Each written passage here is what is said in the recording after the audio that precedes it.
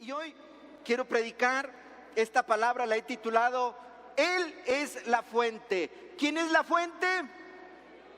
¿Quién es la fuente?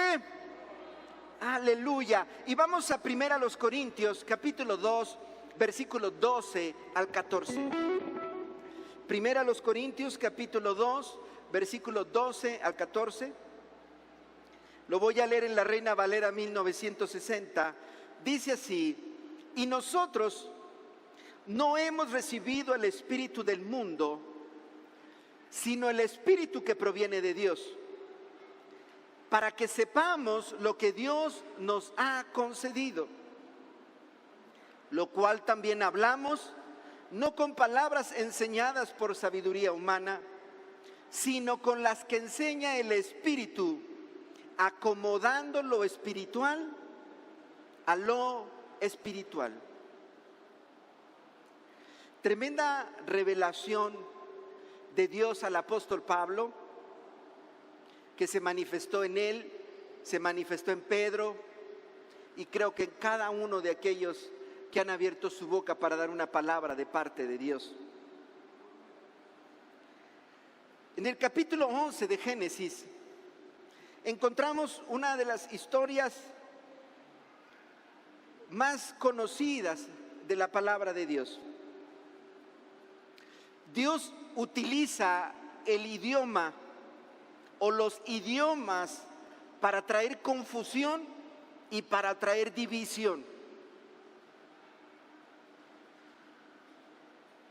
Dios miró un pueblo que en sus propias fuerzas pretendía llegar al cielo. Y no solamente eso, sino lograr un reconocimiento que trascendiera las edades y las generaciones. Y cuando Dios miró la unidad, miró que sentían lo mismo, miró que hablaban lo mismo, miró que estaban de acuerdo para lograr cualquier cosa que se propusieran, Dios los confundió y Dios los dividió, utilizando como estrategia los idiomas. Quiere decir que en ese momento todos hablaban el mismo idioma, la misma lengua. Y Dios hizo que hablaran diferentes idiomas. Esto llevó a que según el idioma que hablaran, se agruparan. Y una vez que estuvieran agrupados según el idioma o la lengua que hablaran, tomaron diferentes rumbos.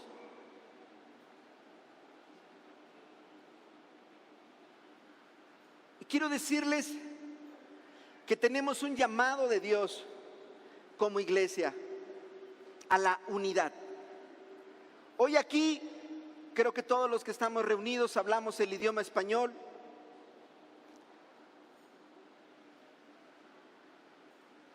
Lo interesante es si hablamos una misma cosa. Está escrito que de la abundancia del corazón habla la boca. Esto significa que para que hablemos una misma cosa, aun cuando hablamos el mismo idioma, necesitamos sentir lo mismo. Y yo quiero hacer una pregunta para ver si aquí hay alguien que sienta lo mismo que otro que también está aquí. ¿Hay alguien aquí que tenga sed del Espíritu de Dios? ¿De veras? ¿Hay alguien aquí que venga con una pasión por volcarse delante de la presencia de Dios? Hace muchos años fui a ese parque de la Ciudad de México llamado Chapultepec. Hay una zona donde hay algunas pendientes, y cuando ve uno el pasto con esas pendientes, a mí me dan ganas, ese día me dieron ganas de tirarme al piso y rodarme sobre el pasto. Hace como un año, año y medio, llevé a unos jóvenes a un lugar, y cuando llegamos ahí el pasto está muy bonito y también hay algunas pendientes, y recuerdo que dos de ellos no se aguantaron las ganas de tirarse al suelo y de rodarse en el pasto. Se antoja cuando lo ves. Repito la pregunta: ¿hay alguien aquí que tenga un deseo enorme de volcarse delante de la gloria de Dios? si estamos sintiendo lo mismo, que estamos listos para lo que viene. Y dice el apóstol Pablo que Dios nos ha dado de su espíritu. En el liderazgo, la relación que existe entre el líder y el equipo, mira cómo lo voy a decir, lo es todo. Hay un liderazgo que se otorga por imposición, pero hay un liderazgo que se gana por reconocimiento. Y cuando el liderazgo se gana por reconocimiento, la relación entre el líder y el equipo lo es todo. ¿Qué significa? Bueno, el líder que se ganó el reconocimiento de su equipo debe de buscar hacerse uno.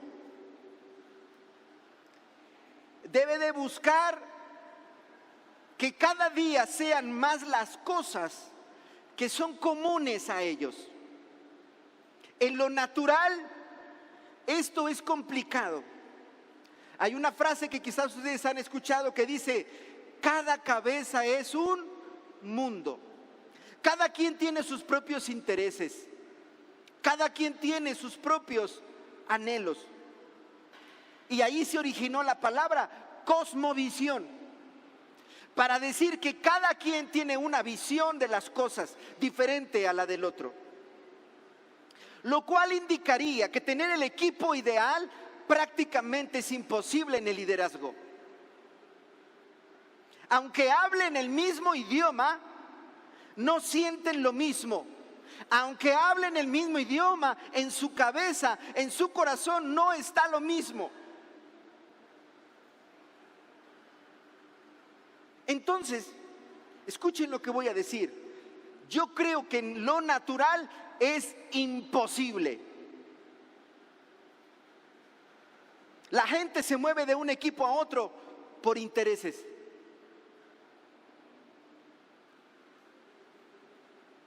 Tener un equipo, un liderazgo, solamente se puede en el terreno espiritual.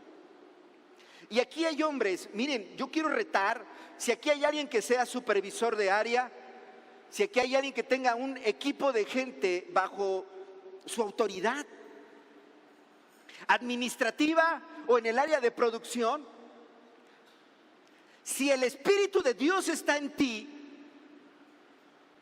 y eres un hombre, una mujer de fe, tú puedes llevar este principio. Y créemelo, que te vas a hacer indispensable como José, te vas a hacer indispensable como Daniel, te vas a hacer indispensable como David. El problema es que los cristianos no vivimos en el Espíritu.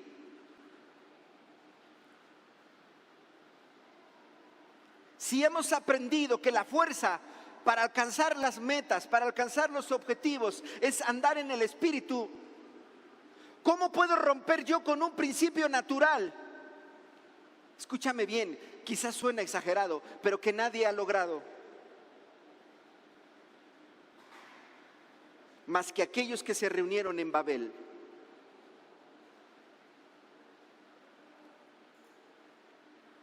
En Números capítulo 11, versículo 17. Tenemos un problema, el líder está cansado, el líder tiene mucho trabajo y no puede porque es muchísima gente la que tiene bajo su cuidado. Y entonces Dios le da la solución y le dice: reúne, convoca. Fíjense bien, Dios me da a mí como líder la autoridad y la libertad de escoger a mi equipo de trabajo. El apóstol Pablo, en su carta a Timoteo, a Tito, dice algunas características que los líderes debemos de buscar en aquellos que vamos a traer a nuestro equipo. Sean llenos del Espíritu Santo, hombres de buen testimonio, maridos de una sola mujer, que gobiernen bien su casa, etcétera, etcétera, etcétera. Dios no le da cualidades aquí a Moisés. Pero por la relación que tenían, por el antecedente que hay en los libros anteriores, podemos interpretar que aunque no esté escrito aquí, Moisés ya sabía. Y creo que respetando esas cualidades, Moisés convocó hombres para que le ayudaran a gobernar, para que le ayudaran a administrar. Pero escúchame bien, tú puedes llamar a alguien que se asocie contigo, tú puedes llamar a alguien que trabaje contigo, tú puedes estar en la empresa y decirte: tenemos 10 gentes que van a estar bajo tu autoridad, son tu equipo. El problema que todos van a tener todos los días es que el líder dice una cosa y el equipo hace otra cosa. A veces tienes que hablarles mucho para tratar de convencerlos, y al final hacen lo que ellos quieren, porque cada cabeza es un mundo, porque cada uno tiene una cosmovisión de las cosas. ¿Cuál es la solución? Mira lo que le dijo Dios: reúnelos y cuando estén juntos, yo voy a platicar primero contigo. Digan conmigo: la oración del líder es primero y es poderosa. Los líderes tenemos un compromiso a tener comunión con Dios, antes que nada. Y entonces le dice Dios: yo voy a descender y voy a tomar del espíritu que está en ti y lo voy a poner en tu equipo. Lo que no se puede lograr en lo natural, lo podemos conquistar en lo espiritual. Voy a tomar de tu espíritu. Miren cómo lo voy a parafrasear: voy a tomar de mi espíritu que puse en ti, que nos puso de acuerdo a ti y a mí, y ese mismo espíritu lo voy a poner en ellos para que hablamos, sintamos y pensemos una misma cosa. Hablar, pensar, sentir una misma cosa, tener una misma motivación, tiene como causa tener el mismo espíritu. Pero tener el mismo espíritu no es algo que tú vas a lograr convenciendo a la gente. En lo natural es imposible. Esto solamente es posible en lo espiritual. Y aquí quiero resaltar un verbo que aparece en el versículo 12, el verbo recibido. El verbo recibido resalta el momento en el que los discípulos, ahora apóstoles, fueron llenos del Espíritu Santo por primera vez. Porque fue ahí cuando el Espíritu de Dios vino sobre ellos. Fue ahí cuando, siendo llenos del Espíritu Santo, el Espíritu de Dios posó sobre ellos. Es decir, fue ahí donde ellos hablaron, pensaron y sintieron una misma cosa. Por eso en el libro de los Hechos leemos que todos los días en el templo y por las casas no cesaban de hablar y de predicar a Jesucristo. Y habla en plural. Y todos los días se añadían a la iglesia los que habían de ser salvos. Se van a dar cuenta que el lenguaje es plural, porque los apóstoles, la iglesia, tenían un mismo sentir. Ahora yo quiero lanzar un primer reto. Qué importante es permanecer lleno del Espíritu Santo una vez que fui lleno de Él. ¿Entendieron lo que acabé de decir? El problema de los cristianos es que son bautizados con el Espíritu Santo, son llenos del Espíritu Santo, pero escúchame bien, no permanecen llenos del Espíritu Santo. Y entonces los pastores preguntamos: ¿hay alguien aquí que no ha recibido el bautismo del Espíritu Santo? Y levantan la mano unos. Y luego tenemos que preguntar: ¿hay aquí que tiene mucho tiempo que no ha hablado en lenguas? Y levantan la mano otro montón más grande. ¿Sabes por qué? Porque el cristiano no ha logrado entender que para vivir en el Espíritu necesitamos permanecer llenos del Espíritu Santo. Es bien difícil, hermanos, que nos pongamos de acuerdo en algo. La carne tiene tanta fuerza y tanta autoridad que rápidamente produce contienda.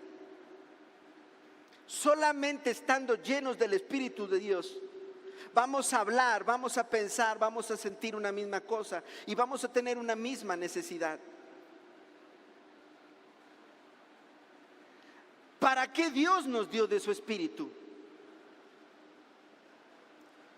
¿Para qué? Y entonces el apóstol Pablo, ahí mismo en el versículo 12, utiliza un verbo que tiene varios significados. La versión 60 dice para que sepamos. Pero la palabra sepamos también se puede entender o debió traducirse como entender o conocer.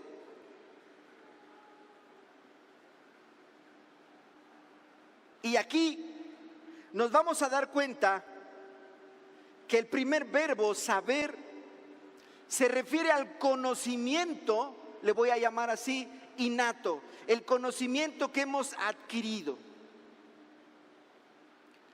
Pero la palabra conocer, que sería el segundo verbo, se refiere al conocimiento solamente que se adquiere a través de la experiencia. Y déjenme decirle algo. Los cristianos sabemos que en Dios no es suficiente con saber. Tenemos que conocer. Y voy a poner el ejemplo más sencillo. ¿Cuántos aquí saben que Dios sana? Ahora, ¿cuántos conocen que Dios sana? ¿Se entendió la diferencia de uno y otro?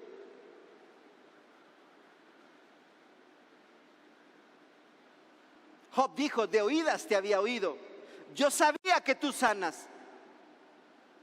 Pero ahora que estuve enfermo, ahora que sentí la muerte y el Seol acariciarme, conocí que tú sanas.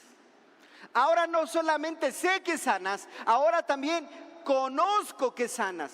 Entonces el apóstol Pablo dice que necesitamos al Espíritu Santo, que nos fue dado el Espíritu Santo para saber y conocer.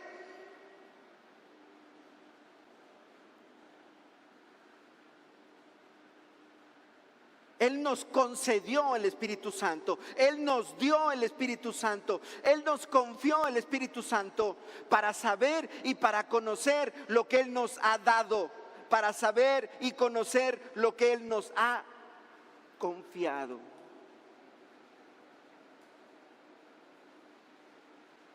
Me llama la atención cuando veo productos que venden y uno lo ve viejo y feo. Y preguntas por él y tiene un costo muy alto. Y el vendedor te dice, si es de madera, es que es caoba filipina de no sé de dónde. Y uno le hace, no, pues sí, pero está re feo. Y de repente alguien dice, vendo esto, y luego pone entre paréntesis, solo conocedores. Yo quiero hacerles una pregunta. Y quiero que sean honestos. ¿Ustedes saben lo que hay dentro de ustedes?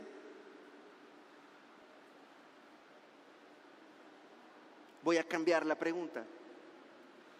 ¿Realmente ustedes conocen lo que hay dentro de ustedes?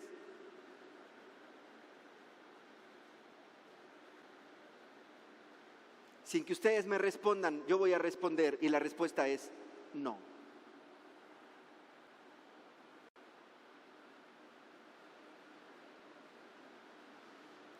Y entonces una persona muy sabia, a punto de explotarle la cabeza, dijo, nadie sabe lo que tiene. Yo he conocido gente drogada diciéndome, yo era cristiano, no hay nada mejor que ser cristiano, y está drogándose.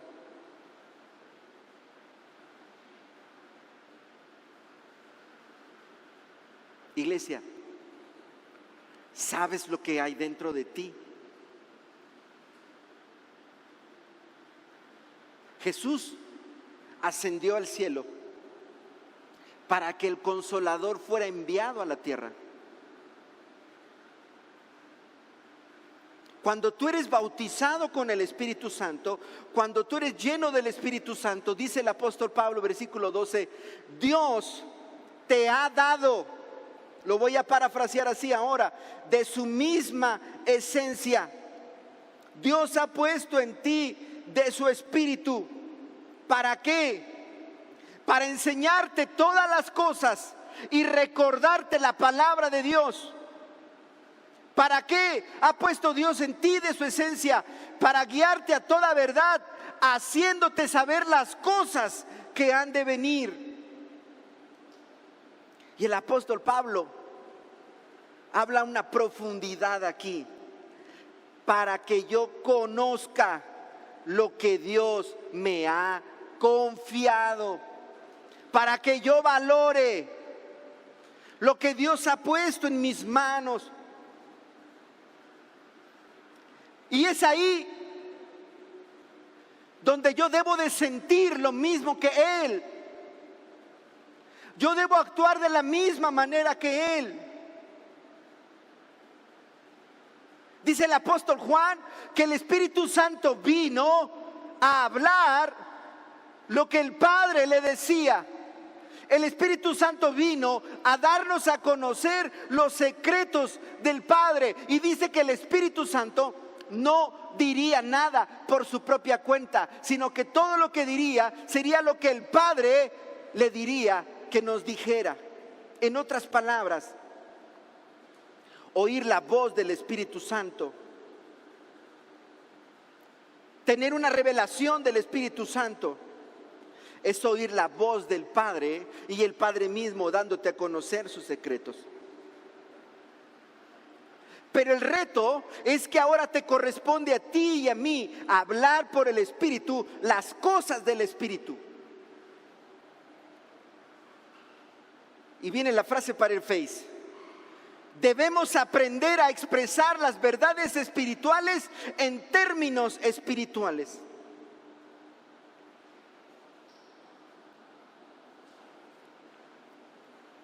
En otras palabras, en el cristianismo también hay tecnicismos. Si tú no conoces los tecnicismos del Espíritu Santo, tú eres un mundano.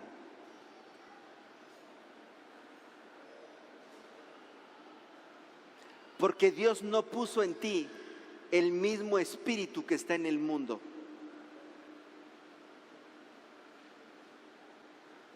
Si tú no conoces los tecnicismos del reino de Dios, tú tienes el mismo espíritu que está en el mundo.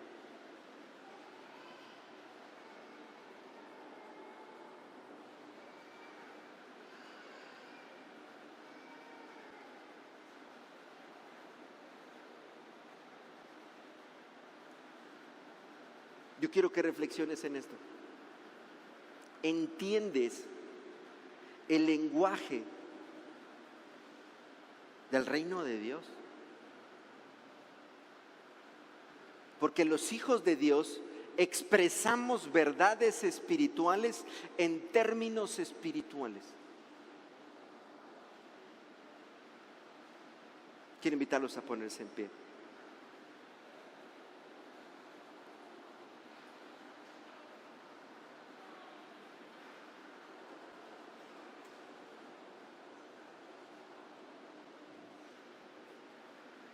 ¿Puedes levantar tu mano al cielo? Derecha. ¿Puedes moverla así?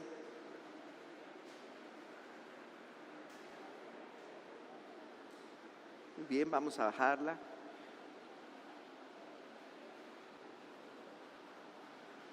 Una verdad del cielo, una verdad del reino de Dios,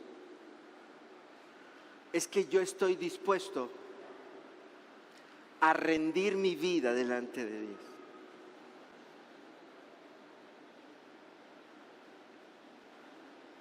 Y rendir mi vida delante de Dios significa: Dios, estoy dispuesto para que hagas tu voluntad en mi vida. Hace algunos años estábamos en una reunión de domingo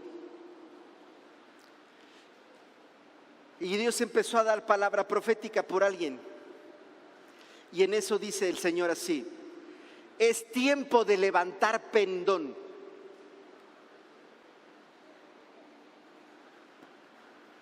La reunión terminó. Empecé a orar durante esa semana. Empecé a leer la Biblia sobre qué significa levantar pendón. Y al siguiente domingo di una enseñanza a la iglesia. Allá atrás, al final, si alguien quiere voltear. Es más, ¿me ayudan a traer, Macario, la base de las banderas, por favor?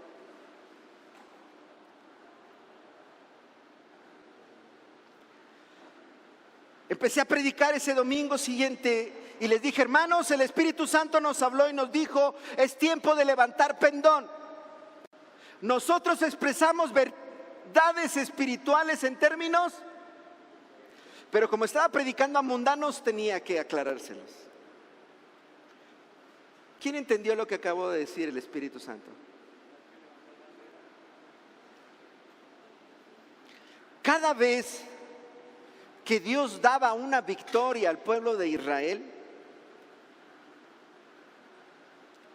se tomaba una bandera y se ondeaba. No es simplemente levantar bandera, es el momento en que la levantas.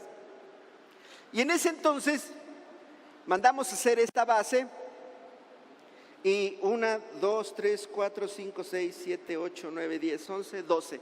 Teníamos 12 banderas.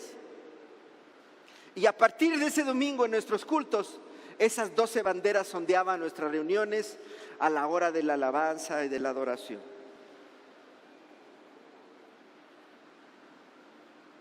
Es tiempo de levantar pendón. ¿Sabes qué nos estaba diciendo el Señor? Me he puesto en favor tuyo, está hecho. Hoy no vamos a ondear banderas, porque hay hombres y mujeres del reino de Dios aquí que entienden verdades espirituales expresadas espiritualmente. ¿Sí? ¿Me ayudan a hacerlo un poquito más hacia allá, por favor? ¿Están listos? ¿Están listos? ¿Me pasas el aceite, por favor?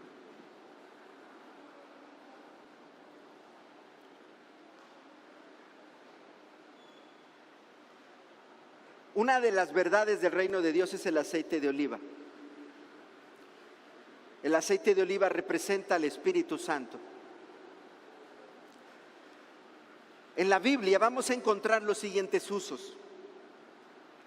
Cuando el sacerdote o alguien iba a ser dedicado al ministerio, como el rey, como el sacerdote, como el profeta, era ungido con aceite, ¿verdad? Aceite llamado como aceite de la santa unción. En el Nuevo Testamento, una vez que la iglesia fue llena del Espíritu Santo y que se cumplió la palabra del Señor: pondrán mis manos sobre los enfermos y estos sanarán, se dijo: si alguien está enfermo, llame a alguno de los líderes de la iglesia para que le unjan con aceite. Pero en la Biblia encontramos una parábola de un hombre que habían golpeado, que habían asaltado, y llegó alguien que hizo misericordia. Dice que sacó aceite y que untó aceite sobre sus heridas. Se ha comprobado que el aceite tiene algunos efectos curativos en la piel. El Espíritu Santo, simbolizado a través del aceite, Manifiesta la unción para alguien que es apartado, pero también manifiesta el poder del Señor. Yo quiero traer una verdad del reino de Dios a esta casa en este momento. Y quiero ungir con aceite.